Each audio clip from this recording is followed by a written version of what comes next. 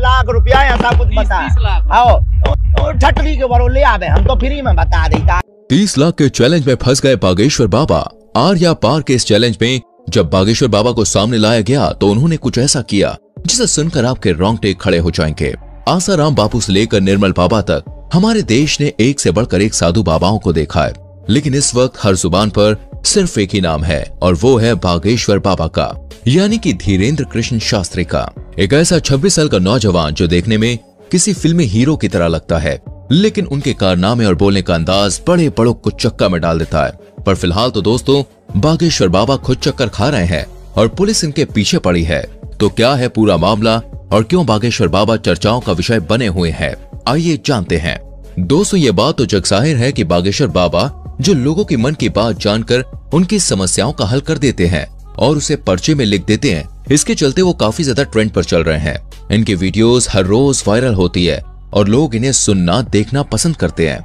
लेकिन वो कहते हैं ना, मीठा ज्यादा हो तो चींटियां लगने ही लगती हैं, और ऐसा ही कुछ हाल बागेश्वर बाबा के साथ भी है। तभी तो अलग अलग क्षेत्रों से लोग इन्हें बदनाम करने के लिए सामने आ रहे हैं कि क्या ये बाबा लोग वास्तविक हैं? कुछ इन्हें खुला चैलेंज कर रहे हैं तो कुछ इनकी विद्या पर शक कर रहे हैं, फर्जी हैं, धोखेबाज हैं। अभी एक टीवी शो के दौरान माइंड रीड करने वाली सुहानी ने कहा कि धीरेन्द्र शास्त्री अगर हमारी तरह दिमाग पढ़ते हैं तो इसमें कोई बुराई नहीं है, लेकिन इस कला को भगवान की कृपा कहकर लोगों के बीच अंधविश्वास फैलाना ये बहुत गलत है। और बात यहीं पे खत्म नहीं होती है। महाराष्ट्र में अपने एक कार्यक्रम के दौरान जब धीरेन्द्र शास्त्री नागपुर पहुंचे तो वहां की कमेटी ने इनके ऊपर अंधविश्वास फैलाने का आरोप लगाया और खुलेआम ये चैलेंज किया कि आप जो जादू और चमत्कार लोगों के सामने अपने धाम में दिखाते हैं, वही चमत्कार आप हमारे सामने दिखाइए।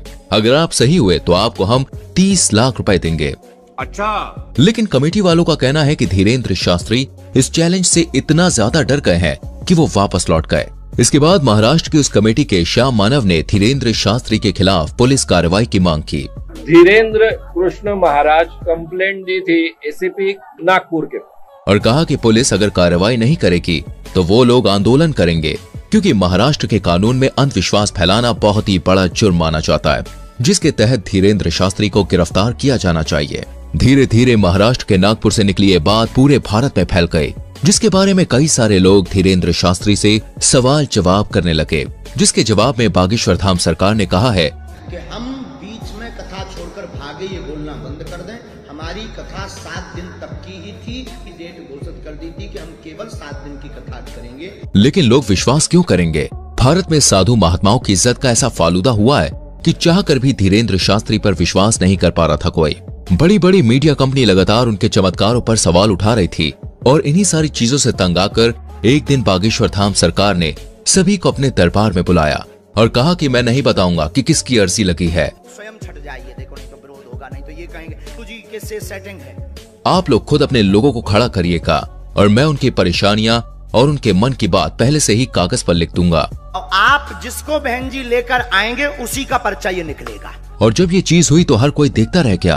आपने अपनी समस्या बताई थी क्या? अपना नाम बताया था क्या?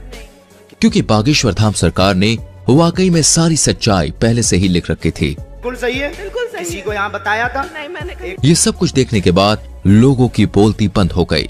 लेकिन बागेश्वर धाम सरकार के ऊपर उठने वाले सवालों का सिलसिला अभी खत्म नहीं हुआ। इनकी कही हर एक बात को लोग विवाद बनाकर खड़ा कर देते हैं और ये बात सच भी है।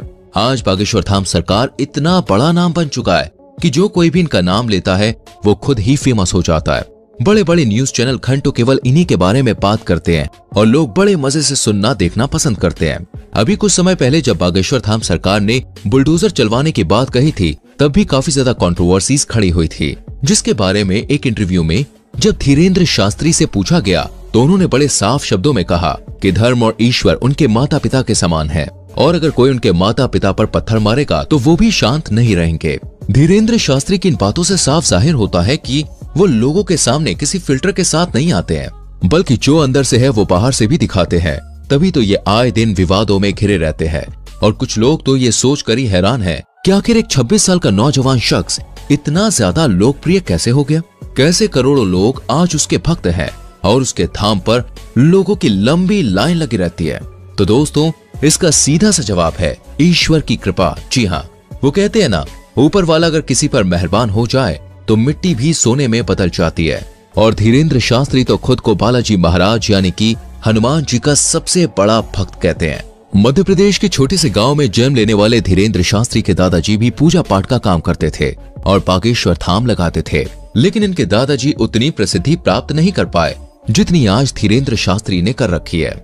इनके पास कुछ ऐसी शक्तियां हैं जिनकी मदद से आज ये सामने मौजूद व्यक्ति के बिना बताए ही उनकी परेशानियों को समझ जाते हैं और उसे पर्चे में लिख देते हैं। बागेश्वर बाबा ये तक समझ जाते हैं कि सामने वाला सच कह रहा है या फिर नहीं।